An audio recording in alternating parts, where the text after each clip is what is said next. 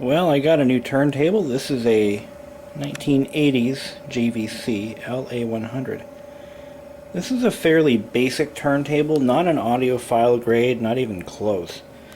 As a matter of fact, this is actually not built nearly as well as my Calaro was, but it does the job, and it does it well.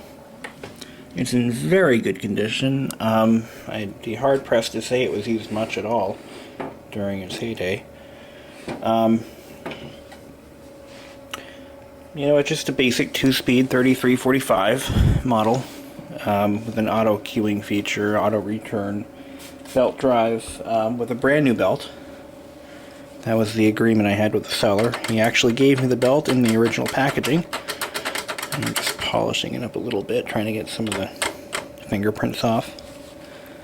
Make it look new again as best I can. Now, I didn't actually pay money for this. I traded a set of speakers that I got for free for this. So it was kind of a no-brainer for me. I was actually looking for a turntable. And because the Calaro, as wonderful and great as it is, it's based on a design from the 1950s, British technology, and it's not perfect. It has a lot of issues, especially with speed control. I never did quite figure out, or I'm sorry, I figured it out, but it was I never solved the issues I was having with the drive system. It spins as freely as it ever could, but when the turntable is physically cold, and as it is up here, I mean, I keep my house at around probably 65 degrees. When it starts out slow, even though the motor spins effortlessly. I mean, it just spins so nice. The rubber drive wheel is still very pliable, no cracks or anything, and still spins just as freely as everything else. But it starts out cold at a less than optimal speed. And it takes about maybe 5 to 10 minutes to get it up to its proper speed. And I'm just tired of it, to be honest with you. And another thing is I never wanted a disc changer. They're kind of a pain in the neck when you play single records, because as you're loading them on, let me try to get this turntable back in place here. As you're loading the records onto the turntable, you have to use the changer mechanism. Now, some changers have optional shortened center shafts. This one does not. So you have to use this tall shaft, which clips in nicely in here. Get that all back together. So let's say I want to play a single record. I have to take my Beat to Hell Chicago Transit Authority album. By the way, this record is trashed. And load it on like that. Then support the record straight while I swing the arm over. So it's a two-handed operation. So here we go. Okay. Now it snaps into place. I then have to start the player, hit the reject button, and as it spins, of course, it drops the record onto the table like that. I don't really like that idea, and a lot of phonograpophiles, if that's such a term, a lot of phonograpophiles, a term that I just made up, don't like that either, because it beats up records and it just adds unnecessary steps to enjoying your old record collection. So I was never really happy with this turntable for that reason. Secondly, the needle is worn. The cartridge is past its prime. I noticed on high frequencies like S sounds, it has a bit of a static-iness to it, which is a symptom of worn out cartridge. So you've got speed issues, you've got cartridge issues, possible needle issues. And the other thing that I really hate about this turntable is the cover is enormous. Probably weighs about as much as a MacBook. And you have to drop it on like so. And then when you want to use the unit or change records, you've got to pull it off. And it falls down. You put it on the floor like this. It doesn't stay up on its own. It falls over typically, and it's just in the way.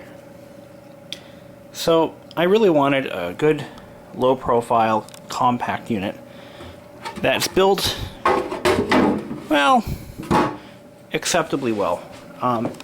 This unit is Japanese built. It's not built nearly as well as the old Calaro or any BSR table. But it works. It's a simple design that just plain works. And I'm so far relatively happy with it. It's in good condition, as I said before. The mat is like new. And we'll take the table off for a second here. Here's how you remove the table on one of these. You just snap the belt off like that and let it clip onto the rim. Pull the platter out with your 2 fingers. And we now have access to the underside of the unit. So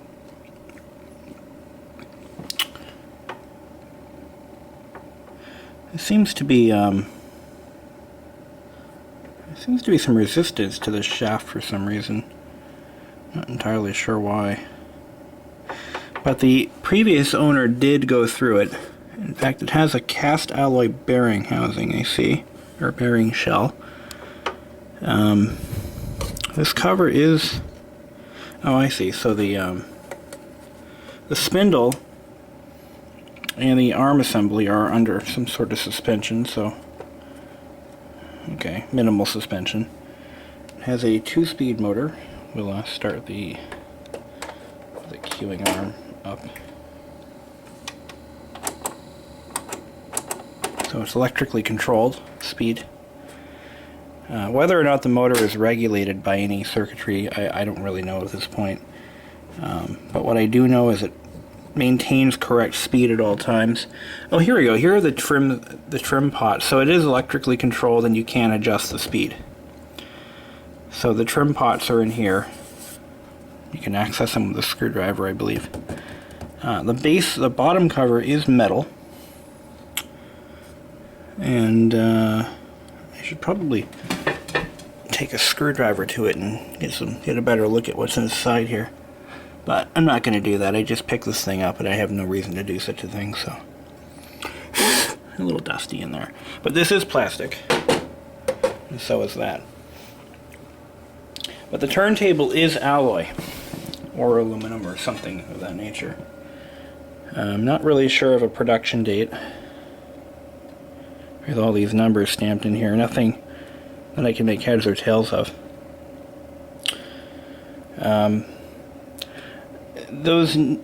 Here's a word of caution. A lot of the new turntables, especially the ion turntables, who else makes turntables now? Basically, any turntable that you find for less than a couple $100 is going to have a plastic platter, which is not cool. You don't want a plastic platter because they have no weight to them, you know. So speed regulation will always be an issue with those, and you know, you'll just be very unhappy with your purchase. I guarantee it. My dad actually bought one for my mom. It was one of those old-fashioned style Crosby units, because my mom has an extensive record collection, and my dad thought it looked cool, so you know, he bought it for like $160. It's made out of press board, has a plastic platter, and it just sounds awful. You know, speed regulation is a problem. It can't maintain the proper speed. You need the weight of the alloy platters. You know, it acts as a flywheel of sorts. But anyway, I thought I'd share that with you. Anyway, this unit here, it does have some quality issues, but nothing wrong with it specifically. It has a fairly generic cartridge with a removable stylus. The head shell is very basic and bare. It is all plastic, make no mistake. The arm is just a thin aluminum or steel tube. Nothing special. And the weight is not really calibrated, it's just a guide. And this free rotates on the weight, and so it doesn't provide you with any precise measurement of weight. I don't really understand how that's supposed to be used. Maybe some of you guys can explain that to me. I mean, this indicator, the weight indicator, is not really firmly attached to anything. It just spins. And I took it apart to see if maybe it was broken, but no, that's how it was made. So any advice on that would be wonderful. Let's see. Now this little assembly here, yeah, that's plastic too. The cueing lifter, or the arm lifter. The pivot is all plastic. You know, it's just really, really low quality. I actually did not expect it to be so bad.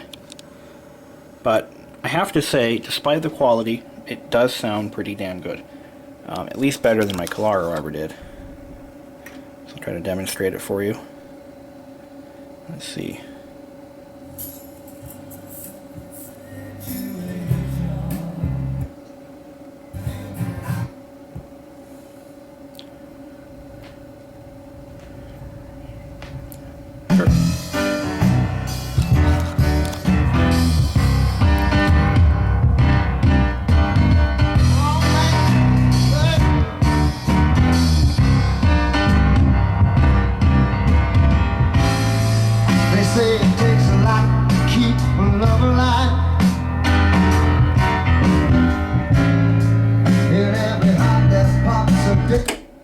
So the cueing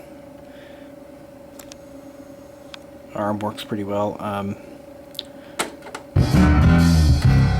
It raises and lowers pretty smoothly.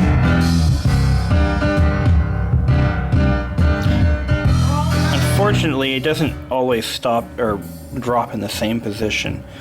It's not supposed to do that. There's a rubber coating on this, which is supposed to prevent the arm from sliding, so I don't really know what I'm going to do to fix that, but pretty good condition though. And it has the drop-down style lid, which I really like because it's just so much more convenient, one-handed operation, you know, and I can close it when I'm playing the record without skipping the damn thing.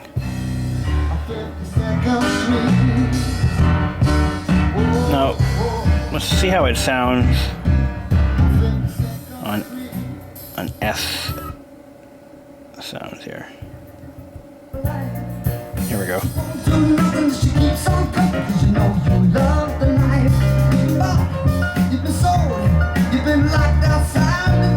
Not too bad. I can accept that. So that's it for now. This is my new JVC L-A100. I hope you've enjoyed. Stay tuned for more stuff.